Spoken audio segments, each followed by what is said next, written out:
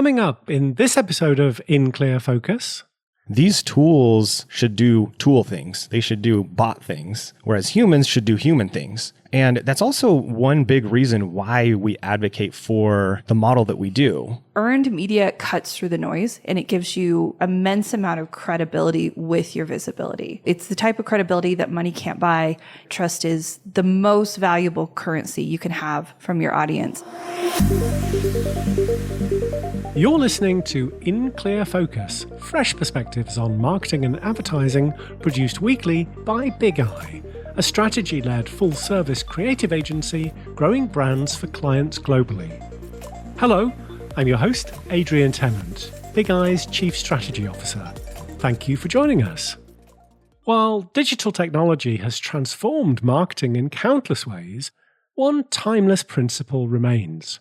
Third-party endorsement builds a level of consumer trust that's difficult to achieve through other channels. Our guests today are pioneering an innovative approach to public relations that makes media visibility more accessible to businesses of all sizes. Shante Micah is co-founder of Good News, an agency that specializes in helping brands, public figures, and thought leaders enhance their visibility, clout, and credibility through earned media.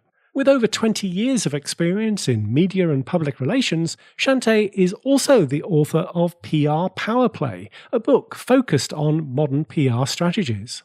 Joshua Moody is an award-winning marketer with over a decade of multi-channel experience, who also serves as the technical expert and co-founder for Good News. Joshua has previously led teams of marketers, writers, and designers at companies including Salesforce, Discover, and Pluralsight. At 97th Floor, Joshua led one of the largest revenue-generating teams and trained many of the company's leaders in content marketing and overall digital strategy. Together, Shanté and Joshua have developed the Good News Blueprint, a systematic approach to helping brands secure meaningful media coverage without the high costs traditionally associated with PR. To discuss how brands can leverage PR to build trust and credibility, I'm delighted that Shanté and Joshua are joining us today from Utah and Texas, respectively. Shanté and Josh, welcome to In Clear Focus. Thank you. Glad to be here. Shanté, why is earned media more important than ever for brands? Earned media is more important because the old playbooks, they're not working anymore. I think we've all noticed a change in paid ads, in even our own content strategies, in social campaigns. It's not working the way that it used to. And it's for a number of reasons, which I'm sure we'll get into throughout this conversation, but also that just the highest level attention is fragmented. So attribution is just a mess. Consumers are savvier than ever. So we're all experiencing ad fatigue. Consumers are more put off by it than they were before. It doesn't mean it doesn't work, absolutely, but it doesn't work in the same way. Earned media cuts through the noise and it gives you what we consider immense amount of credibility with your visibility. So it's the type of credibility that money can't buy. And today where trust is the most valuable currency you can have from your audience. We strongly, firmly believe that earned media is your competitive edge out there. What led you to establish Good News? It wasn't something that I thought I was going to do initially. I've been in the PR space and brand marketing space for 20 years. And Josh and I have known each other for 11 years. And we met at a digital marketing agency. We didn't work together. We had our own teams. But we'd have these sidebar conversations where we would just talk about everything from leadership and how are you running your team and how are you creating impact here? And then, of course, strategies on how you're doing by your clients. And through those conversations, we had this alignment of values that was really clear. So after I left the agency, we stayed in touch. And a couple years after that, Josh crossed my mind one day. I reached out to him. I said, hey, we need to chat. And he's like, no way. I just thought about you the other day. So we got on a Zoom call. And what we took away from that Zoom call was just to be accountability partners. We each had projects we were working on. I had gone corporate side. I'd been through the pandemic with $1 billion brand. And I honestly thought I was closing the chapter on PR. I thought I'd seen it all at that point. And thought I was like going to dive into leadership and leadership development. But yeah, Josh and I, we synced up. We became accountability partners where we're checking in each week on different projects. And one day he asked that question of, would you ever be interested in doing something together? And I was like, you know what, Josh, that list of people I'd partner with is real short and you're on it. And good news came about, honestly, if I think back, it was a few weeks after the fact. We were considering doing maybe a podcast together because we really loved the medium. But I kept getting phone calls from people that I cared about, former colleagues, friends, family, and they were just asking about this PR space and how to demystify it. And so that was where I brought the idea to him and said, do you think we could take my frameworks of 20 years and engineer a better solution? Like build the thing that I wish I had had over the 20 years. And he took a look at it, and Josh is quite brilliant, you'll find, at engineering those types of things into scalable operations. And that's what we did. That was the impetus of Good News. And it's been 4 years now. And I thought I was closing chapter in PR, but I'm back. It's exciting as it's ever been. Great to hear the founding story. Josh, how has the relationship between digital marketing and PR evolved in recent years?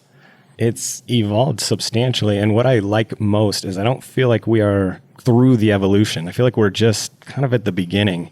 So I come from a digital marketing and largely SEO background. SEO, social, ads, kind of all of these different disciplines used to live kind of in their own silos, right? You would create a piece of content, you would then push it out, get it live, and then you would have, maybe another part of your team that's building backlinks. You'd have another team member that's doing social and kind of pushing it out there. Your core goal is that you would rank your content, right? And as you rank your content, people would see that on search and they would get excited and think, hey, Google is vouching for this brand. They must have some sort of authority. And so not only do you get the click and you get the traffic and potentially a sale if you've done everything right, you get that credibility that flows through to your brand, and that manifests through other channels like direct traffic or branded searches. Nowadays, AI is kind of blurring those lines. So now you go to Google and you type in a search, and what you're going to see is you're going to see an AI overview where AI is now synthesizing an answer and giving it to you. And because that's kind of being blurred, everything is fundamentally shifting. In order to optimize to show up in those results, it's not the same old game that we all used to play with SEO. Nowadays, these AI large language models, they're pulling from the entire corpus of the internet everywhere. How do you become what we like to deem omnipresent or effortlessly omnipresent? And really the core strategy is going to be, you got to be everywhere. You got to be out there promoting your brand. And we believe that the best way to do that is through PR. There's a lot of other kind of benefits that we'll get to, other byproducts later, but I feel like that's kind of the core way that digital marketing and PR is evolving. Is nowadays, PR is really the genesis to the flywheel, and it's enabling all the rest of your channels. So if you really have to focus on one, we say, look, focus on PR and you're going to get your content assets, you're going to get your links, you're going to get all of the other waterfall effect from that content. Why should PR and digital marketing functions be more integrated within organizations? Yeah. So because I come from a marketing background, I am a lover of data. And Shanté and I talk about this endlessly, that you can leverage a lot of that data that you get from the digital marketing world for PR. And so that's another angle in which these two disciplines are blending. In the digital marketing space, you would do something like keyword research, which is really the SEO jargon for sizing up your market demand. You're trying to get a sense of what people are looking for, where they're at online, what their interests are. You can use that data in order to understand what is the most valuable for your audience or to your audience. And then from that, you can then create stories that resonate with said audience. And that's really at the heart of what we advocate for, is leverage some of these tools in order to understand your target market so that you can be more human. But it really is about getting to that human level. So while that data exists, use it not just to be kind of a robotic person, but to enable yourself to be more human. And then on the other side of that, everything that you create, you can then leverage for backlinks. You can leverage that for more social media posts. You can run advertising to those podcasts that you're featured on. You can put it in an email for your nurture sequences. But that only really hits kind of the maximum synergy when those are all blended together. If they're operating in silos, there's almost too much time in between one channel to the next to actually have the maximum impact, to drive someone from your press back to your site, have all of your messaging line up, and then have them take whatever action that you're looking for. Shante, when we were preparing for this interview, you mentioned that most businesses approach PR like it's still 1999. So what outdated PR practices do you still see companies clinging to? So many. So I think the biggest thing is PR, there's a mystique to it. And there's a glamour, but I would say that it's become this elusive thing. So even just having PR instead of public relations, people sometimes consider it synonymous with press releases. In 1999, press releases, before social media, before even podcasts, all of these different mediums we had, that was the way to announce something. And press releases are largely outdated. However, I don't think that most big companies have gotten that memo. And I understand the need for a press release on the tail end of a campaign, especially if you have investors. That's usually something that signals to them that this is part of our just bank of assets that we have to do. But for the most part, press releases, they're not going to get you press. Press releases are not what journalists are waiting with bated breath to read. They're not great demonstrations of the actual story. So that's one thing. I do think that the PR agency model specifically, it's outdated. It has not caught up to what we need today. I don't think it's the same for other agency models, but for PR specifically, where it's the Rolodex and the gatekeeping that has to happen in order for that to translate into your value, it needs to change. We have access to more information, more data. So bloated PR retainers with a very elusive type of result structure does not make sense. I think we need to ground those a lot more. More people need to know that they need a visibility system. They don't necessarily have to wait until they can afford an agency. You don't need a Rolodex in advance. You need simply a system to do that research, connect the dots so that the pitches, you can have some pitch consistency. And you can do that. You can do that with all the tools that we have now. Josh, how are you using data and research tools at Good News to scale the traditionally relationship-based PR process? So I want to be clear, we don't advocate for anything other than relationship-based PR. And that's kind of a different, I think, take from the way most people think about it when they hear, hey, you're using AI, you're using tech to scale this. Really, the way that we think about it is we want to leverage tools, SaaS products, AI, all of that kind of nerdy stuff that I love. We want to use that in order to make people have more free time so that they can be more human first. So one way that we talk about it internally is these tools should do tool things. They should do bot things, whereas humans should do human things. And that's also one big reason why we advocate for the model that we do, which is not go out and get a PR agency to run all of your press, but rather we want to empower you to run your own PR campaigns because we believe that it is human to human. We believe you should be the one telling your story because no one's going to tell it as good as you are. And you're going to be able to craft the right pitches that will resonate with journalists and then by proxy resonate with the audience, which is the most important.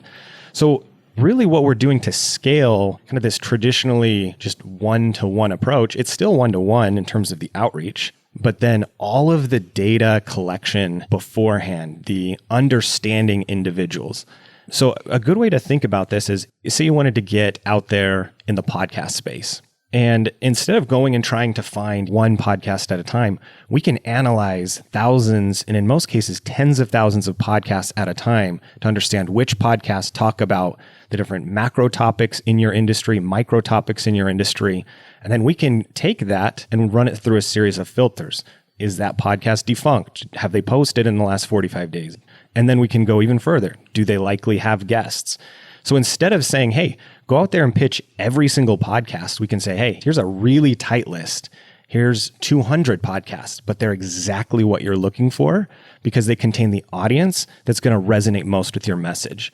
Then you as a practitioner can go and pitch those podcasts. You know that your message is going to hit with a much greater kind of thunderclap, and then the audience is going to benefit from it. So it's really this holistic human to human process, as opposed to being something akin to just scaling in mass.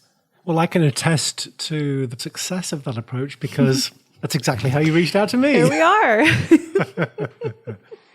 Shante, let's talk about your book, PR Power Play. What are the key components of the Good News Blueprint? Yes. So the book PR Power Play, it came from the frameworks that I used for 20 years. And then the nomenclature of the Good News Blueprint was just me putting a name to those frameworks. So the blueprint is basically what we've suggested so far, which is building this visibility system. And it has 3 pillars, and some of them you would recognize, but we call them different things for very specific reasons. So the first one is what we call a connecting index. That's your roadmap to the media, to the publications, the journalists, their beat, their body of work, their audiences, the degrees of separation between you and them. And we call it a connecting index as opposed to a media list because we're reminding people it's about connecting with them. It's about understanding them as a person versus the email that you get from a database. So that's the first pillar. The second pillar is the storytelling index. And this might be, it's pretty on the nose, but it's the stories, it's the angles that you can be participating in the world, that are happening in the world. So you might think that it's my products, it's my services, not necessarily. It's the angles in which those products and services are relevant to a stranger. So you have to consider it from trends, timing, obviously relevance, and all of those narratives that the journalists and their beats, their bodies works will cover. So that when you go to the third pillar, which is the pitching index, those are the emails, and you can find best practices online. And I would say absorb those, but I would caution you from just downloading a swipe file, putting it into AI, and be like, yeah, create me a bunch of pitch emails. It might get you 60% there, but the specificity in which you want to pitch, you may think that the stakes are pretty low if you mass blast, but the truth is, especially for journalists and hosts like yourself who probably get dozens, if not hundreds of pitch emails in a given week or a given day, if you get a pitch that is just obviously lacking in any type of effort and homework, you may not blacklist them, but you're not going to consider them a source to you moving forward. You may not open the next email you get from them. So the stakes are a little bit higher. But if you can put together all of these parts of a pitch in under 200 words, make it pithy, make it relevant, make it powerful, demonstrate you did that homework, that is what we talk about in that third pillar, which is the pitching index. And then, of course, we go into, in the book, the metrics and monitoring and the things that come once you have that pitching pipeline up and running, you're going to want to edit against. But yeah, that's what the Good News Blueprint is. Shante, your pitch perfect checklist includes, as you just mentioned, keeping pitches under 190 words. So what other elements must be included in a compelling pitch, do you think? Yes, this is so important. If I cannot emphasize anything else, this is absolutely the reason you do all the other things. You do all that research that Josh was talking about. But you need a few things. And these are a few things that you probably saw in the pitch that we sent you. You might think I need to be really clever. And there's a time and place to break some of the rules and, add some levity. But the truth is you need to be helpful. So the singular job of a pitch is to make a stranger care. The breakdown of that is, yes, 200 words. You have no reason to go beyond 200 words in that initial pitch. You want to make it easy to scan. You want to make it easy to digest. I would say the things that work really, really well are things like a intro line that says specifically, hey, this is a pitch for this show specifically. Get their name right, please. Don't say to whom it may concern. Please find a name and then get the name right. Spell it correctly. That tells them a few things. But that first line is going to be, hey, this is what it is specifically. And I like to add a little bit of a pattern interrupt where I acknowledge I am creeping into your inbox cold. And I want you to know that I know that and I respect your time and I want to be of value to you. Then you have the briefest of intros. And by briefest, I mean 2 lines max. There's no reason for it to be a paragraph or multiple paragraphs. Then you want to have a clear tie into their audience. So you want to demonstrate, I know these things about your audience. I know that they care about these things. That's what you're going to say. And from that, you can tie into the pitch idea the thing that you want to tell them. Here's my idea. I like to serve that up in bullet points, just 3 bullet points, no more. And then have a clear ask that respects the journalist, the host's time. And then from there, have a good signature with a link in it so that they can click on that link and immediately see, well, yeah, you are who you say you are, because you'd be surprised what AI is doing right now. And that's it. You have no jargon, no buzzwords, no full-on bios thinking that's your pitch, just the story, why their audience will care, 2 follow-ups, no more, and then let it be. Love that. Also love the use of the audience insights. Let's take a short break. We'll be right back after this message. Hello, I'm Kate Mackey, author of B2B Marketing Fundamentals, Drive Impact Across Brand, Reputation, Relationships and Revenue, published by Kogan Page.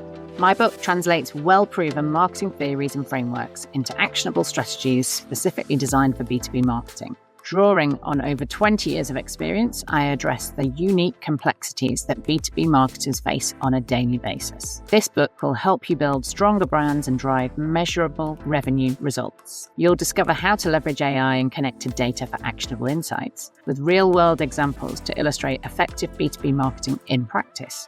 As an In-Clear Focus listener, you can save 25% on B2B Marketing Fundamentals when you order directly from koganpage.com. Just enter the exclusive promo code BIGI25 at checkout. Shipping is always complimentary for customers in the US and UK. I hope my book helps you develop the foundational knowledge and skills necessary to deliver effective marketing strategies that drive tangible business impact. Thank you. Welcome back. I'm talking with Shante, Micah, and Joshua Moody, co-founders of Good News and pioneers of a streamlined approach to PR and media visibility. Josh, why do you prefer using tools like BuzzSumo and SparkToro rather than traditional PR databases? We believe that fresh is greater than fossilized. What do I mean by this? Well, if you are leveraging one of these databases, they don't update as frequently as you would hope. Even the most updated databases aren't going to update as fast as checking what they've recently published that morning. And that is where you hit someone when they're promoting work that they just spent copious amounts of time on trying to get it out the door. That's fresh. It's raw to them. So fresh is always going to beat fossilized. And I think about this a lot when I think about cold pitches, right? Say you're pitching a host, a journalist, whomever. Imagine that you were doing that in person. Like you were sitting at a coffee shop and you were going to go and you were going to pitch someone in person. If you just walked up and pitched them the same way that probably many people have pitched you via email, that would make for a really awkward encounter, probably pretty abrasive. But instead, if you approached with common ground, having seen, hey, we overlap in this area of marketing or what have you. I see you're working on this. I'm actually in the space too. It's going to be a lot more human to human, a lot more natural. You're going to be able to grow that relationship from there. And maybe it's not, hey, it's going to be a good fit to be on my show or vice versa. Maybe there's some data that you don't know. This is why it's person to person and very human, because we're building contacts here and contexts instead of just, hey, this is quid pro quo. I'm going to be on your show. You're going to, do this for me. I'm going to do this for you. We're done. But instead, we're building these relationships for the long term. So that's really why we prefer tools like BuzzSumo, SparkToro. They feel like they get you closer to the human, what the human wants. SparkToro is kind of the other way, where the SparkToro helps you understand your audience really deeply, in addition to the journalist, which again, that's really what you're shooting for with any of this PR, is you're trying to add value while getting your message out there. So I guess that's why we prefer those types of tools over databases that can get outdated and lead to poor connection. Shante, you make a distinction between using earned media as a trophy versus as a tool. So how should brands leverage media mentions after they've secured them? So when I mean trophy versus tool, it's 2 things. It's one, how you get press is you think, well, I just won an award, therefore press release goes out that usually has some version of, we're thrilled to announce, ... a change in lineup of executive team or an initiative that's important to you. And again, press release, we're thrilled to announce, ... So on the front half is you're treating it like it's a trophy, and really it is a tool. So on the back half is you have to consider it more than vanity metrics. You have to consider that every media feature is a business asset. So it could be atomized. It can be shared across multiple times. A podcast like this, you're going to get 30, 60 plus snippets that even if you shared it every so many weeks, a snippet, a year from now, most of your audience would still consider it new information to them. So that's using it as a tool, as an ad. So after everything that you get as far as feature, we talk about atomize, amplify, again and again. And it's all that. So turn it into something that lives on your website, but not just there. Contextually, how can you serve that up to your audience in a way that's relevant again and again? There's snippets, there's quotes, there's actual full stories, there's ways that it can be immersed in the sales process. Turning one story into 20 visible touch points is using it as a tool. Otherwise, you're leaving a lot of attention on the table. Josh, you've used the term effortless omnipresence. What does this concept mean for brands?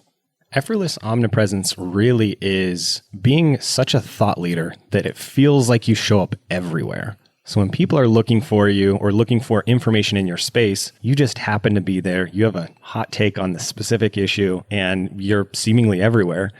And from a practitioner perspective, that means energy arbitrage is what we like to say, is like using every input that you have to maximize more than one output. So one input equals 6 outputs. And PR allows you to be able to do that, right? We can film a podcast and then we can take that podcast and we can snip it up. We can promote the core podcast. We can promote the sub clips.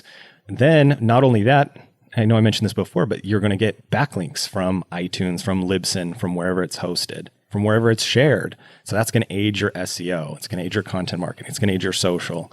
And that really maximizes the amount of energy that you get out of the energy that you put in. It's so huge. So many PR departments that we work with or founders, they don't have a ton of time to say, hey, I'm going to go spend hours and hours and hours pitching every single day.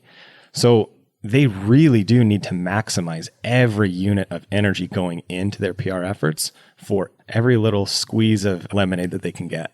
Shante, in your book, you talk about turning borrowed audiences into owned audiences. What strategies have you found most effective for this kind of conversion?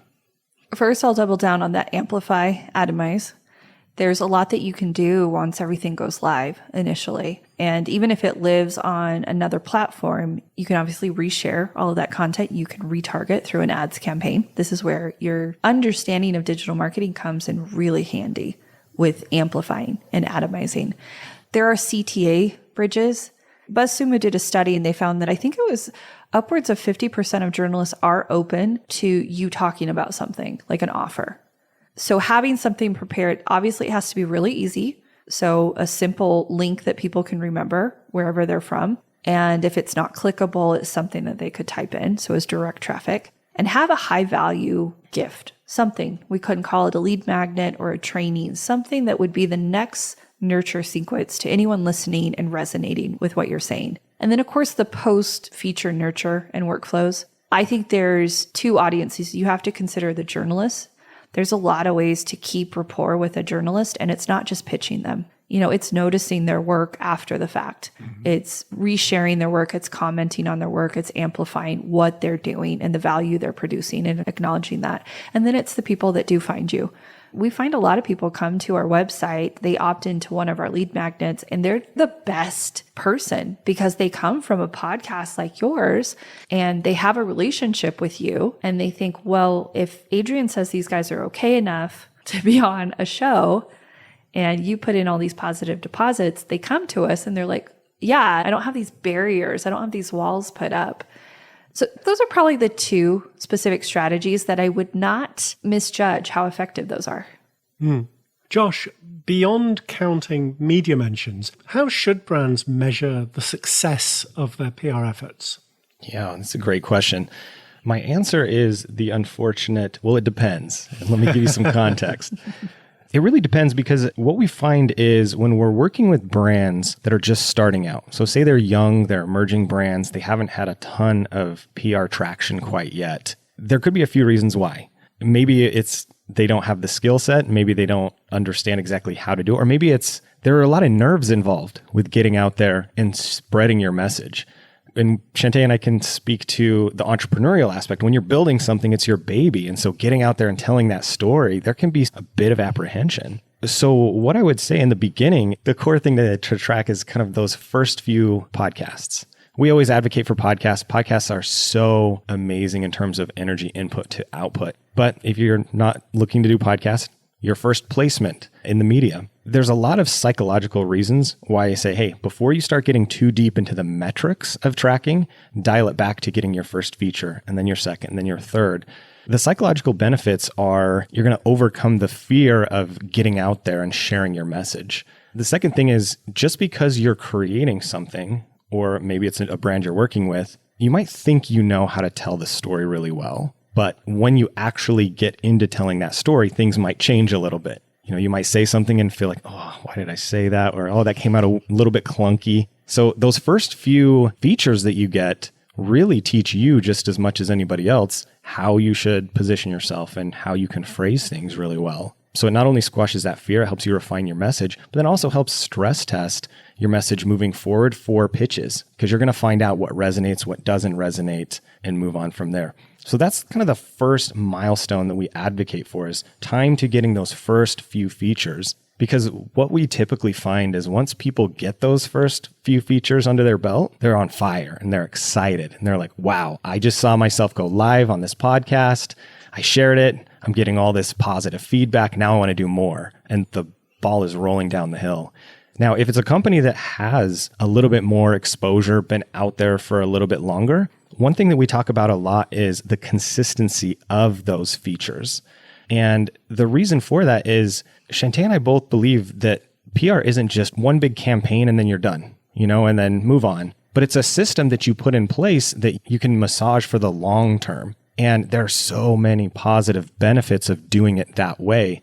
Not only do you get to kind of shape your perception in the public over time, but when different unexpected threats arise and you need to get your story out there, you need to do some sort of damage control, having those already lined up, those features already ready to go, give you kind of a superpower that you're grateful when you have it. It's that whole kind of phrase that people say that you want to dig the well before you're thirsty. And so those are just a couple of reasons why. But if you're tracking, how many features you're getting ongoing, in addition to the size and the scale and the impressions, those are all great. And we don't advocate not tracking those. But if you had to just track one number that shows if you're going up or going down, track the number of mentions, because you can reuse those for so many things. It's not only about the big shows either. The way we structure all of our blueprints is we have phase 1, phase 2, and phase 3 outlets, and they all have their purpose. It's not all about getting on Forbes and Joe Rogan and Huffington Post.